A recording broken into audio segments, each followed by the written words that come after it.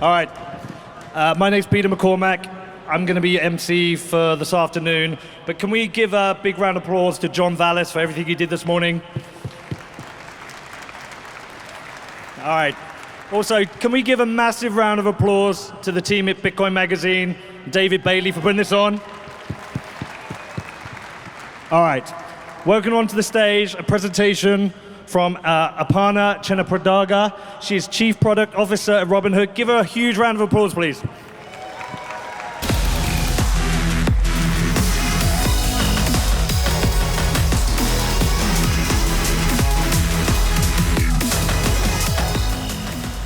Hey everyone.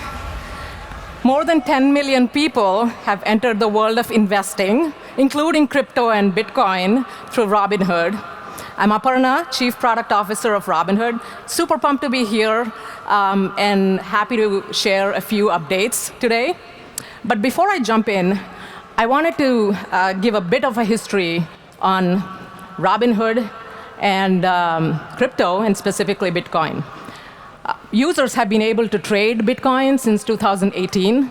And what's interesting is that they've been able to grow with us. Our median age is 32. More than 50% of our customers are new investors. So what drives this adoption? One, low cost. We've pioneered zero commission in equities and stock market, and it's not a surprise that that's one of the drivers for adoption, especially for new entrants. Second, this intuitive, mobile, incredible UX that makes it easy to navigate the app.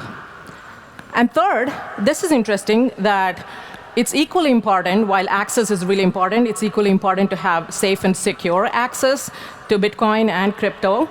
We have 24/7 customer support. We're the only major crypto platform that enables that, and customers love that. It shows in the results, 1/3 of our customers are women. We have 3x the number of women on Robinhood in 2020. And the platform, this new emerging world of crypto, is more diverse than anything people have seen before. Diverse in terms of age, gender, race, economic status. And that, I think, is core to the mission of Robinhood, but also core to the ethos of crypto and Bitcoin, which is really exciting. What hinders adoption? The fees are too damn high. And this is, again, what we've seen in the equities market, and we are seeing the same thing repeat in crypto and for Bitcoin too, which is the fact that institutional investors, the hedgies, they get a different deal on many platforms, a much sweeter deal than the new retail investors, and particularly many of them new to investing. Their first path to investing is through crypto and Bitcoin. So for example, if you trade and if you actually do a $100 per week recurring buy of Bitcoin, the fees do add up, especially if you're into kind of recurring buys and you're building stacks. More than $110 of fees annually. The number of dollars you pay on Robinhood, regardless of whether you buy $1 of Bitcoin or $100,000, zero. Yeah, I'm a meme person. On to today's updates. The first one I want to share is an insight on what Robinhood customers are doing with Bitcoin. Bitcoin is the #1 recurring buy asset for 2022 across all asset classes. Yes, it's ahead of Tesla, it's ahead of Apple. And this is a really clear inflection point for normalizing and kind of like allowing a lot more people, enabling many more people to come into the world of crypto and Bitcoin. The second update for today, when wallets, many of you have been asking about it. Some of you have been actively working in the beta program to improve our product on the wallet transfers. I'm really excited to announce that more than 2 million people on the wait list as of today can send and receive Bitcoin. Right now. So some of you, if you're on the wait list, open the app, try it out, and if not, at me at Twitter. So really excited about that, but also equally really want to thank the community. A lot of you have been active participants in iterating on the product in the beta program and through. We'll have a general availability in May. And in fact, one of the pieces of feedback has helped us really recharge the user experience and make it much more intuitive in terms of sending and receiving Bitcoin. Do you want a sneak preview of how that looks? Okay.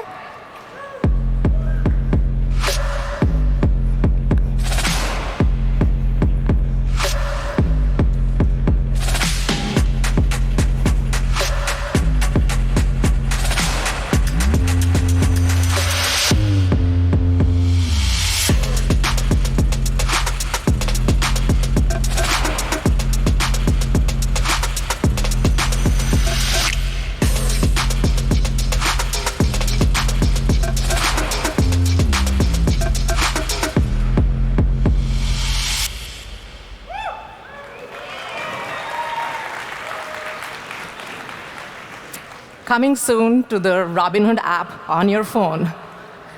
And final update I want to share, Lightning Network is coming to Robinhood.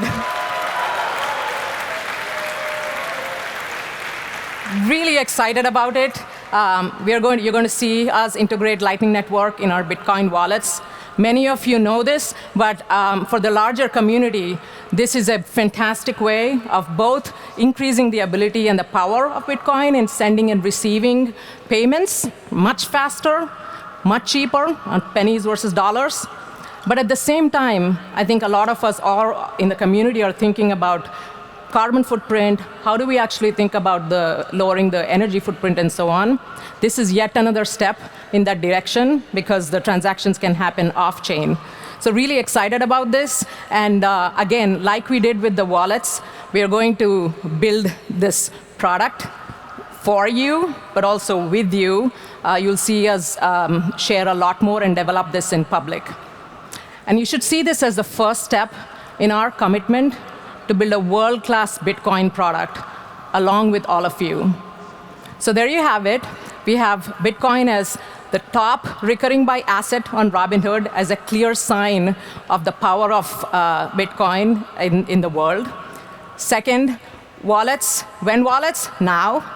And finally, Lightning Network coming to Robinhood. Thank you for all your support and look forward to the journey together. Thank you so much. Welcome back. We're here at the Marathon News Desk at Bitcoin 2022, presented by Bitcoin Magazine. I'm Pete Rizzo, editor of Bitcoin Magazine. I'm joined by a new round of special guests here. On the far left, we've got Mr. Mark Moss, author of The Uncommunist Manifesto. Next to him on the right, Kevin O'Leary, venture capitalist and judge of ABC's Shark Tank. Last but not least, Nolan Bowerly, host of The Breakup on YouTube. First, if you like what you're watching, smash that and subscribe. Now we're going to break down what you just saw on our live stream, a Robinhood announcement, a kind of company many in this industry think we should be disrupting. I'm going to read some quotes. Bitcoin is the #1 recurring buy asset for 2022 ahead of Tesla and Apple. Quote, inflection point. Send and receive Bitcoin. They're saying Lightning is coming to Robinhood. I want to get your reactions to the floor. Yeah, well, I'll start. I mean, Robinhood has stormed the scene, obviously. Massive amounts of app downloads over the last couple of years. We saw options trading surpass stock trading for the first time, so people are really jumping on this. Of course, they jumped on the Bitcoin bandwagon, which has been pretty good. However, they were selling Bitcoin, but you really never owned it. You couldn't withdraw it, so you couldn't custody it yourself. And so I think that was a big problem. So for them to come out and say, one, to your point you just said, I mean, it's the #1 recurring asset over Tesla and Apple.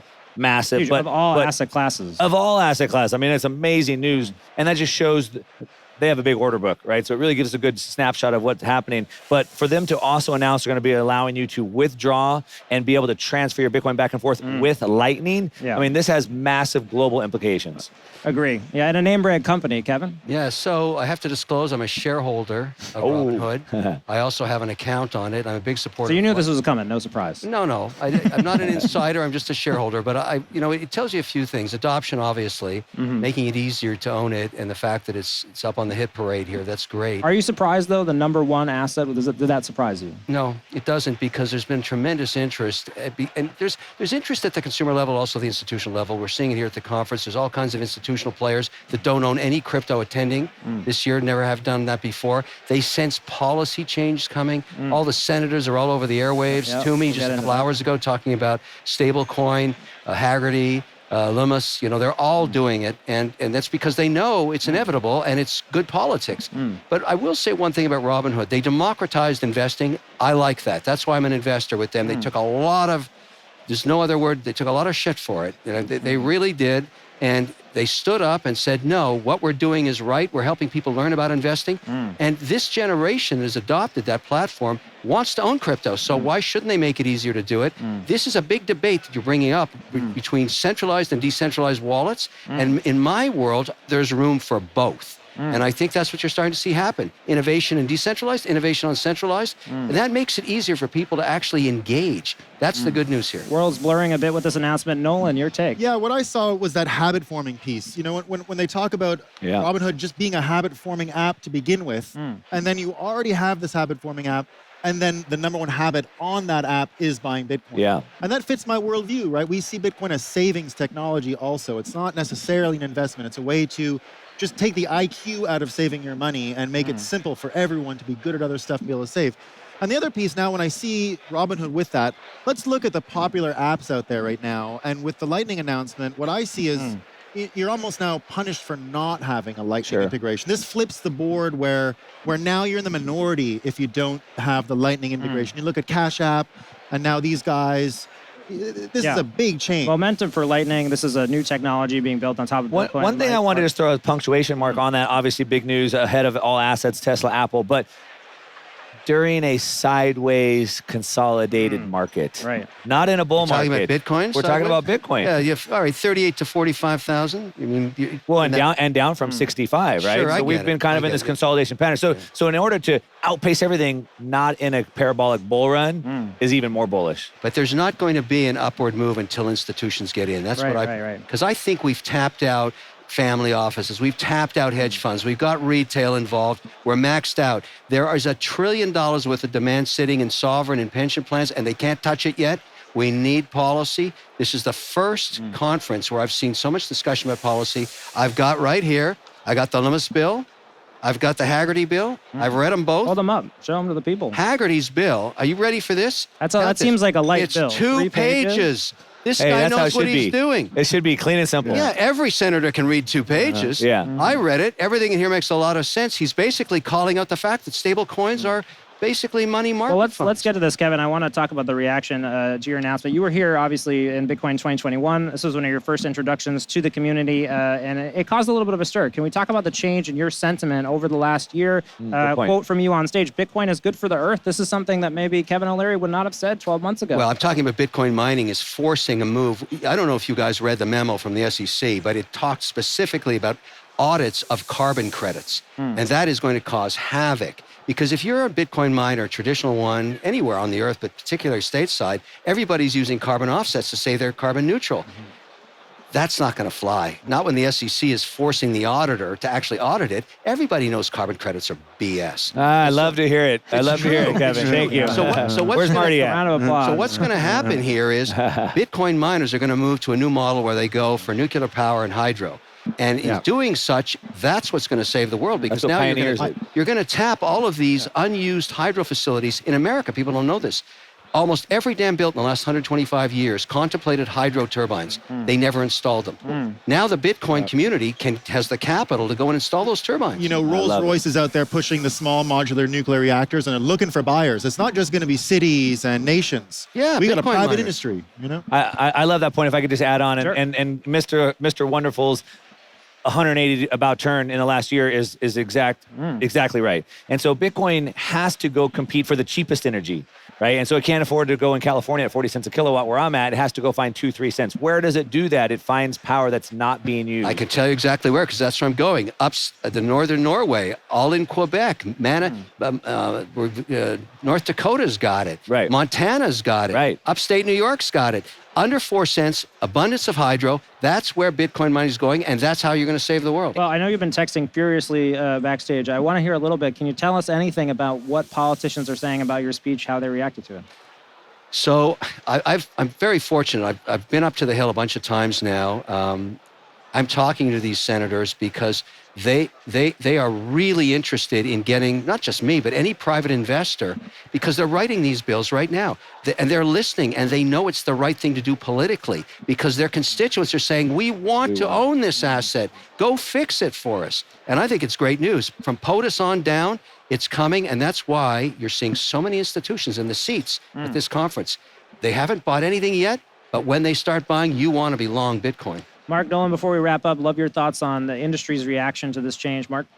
Yeah, I mean, I love the industry's reaction to it. You know, as we talked about yesterday here on the news desk, as an American-born citizen and believing that we're free, we don't ask for permission. Everything's free. I mean, everything's legal until proven otherwise. So we're not asking for permission. I do think that, you know, having some clarity around some of these regulations will help these institutions move in. At the end of the day, as a Bitcoiner, I believe that everybody will come in eventually at the price they deserve. We don't need them, but it does make it easier, and it will take it to the next level. Nolan, final thoughts? Yeah, more importantly, it's changing the conversation in that it's showing people how to do it. It's no longer an argument. It's pushing past the argument. You don't need to convince anymore. When the financial incentives are there and it makes sense for everyone, it's more likely to happen. And that's what's nice to see. These are forces of nature at work now, not arguments. All right. Thanks for tuning in. We're going to need you to like and subscribe. Smash that like button. If you got some extra time, go to bitcoinmagazine.com/store. We got new editions of Bitcoin Magazine here, the To the Moon issue. We're going to send it back to the main stage, one of the most anticipated speeches of the day. We've got a keynote from Mr. Peter Thiel, obviously a huge innovator, and we'll love to see what he says. And we'll be back on the live stream dissecting it in a few moments. Thanks for staying tuned.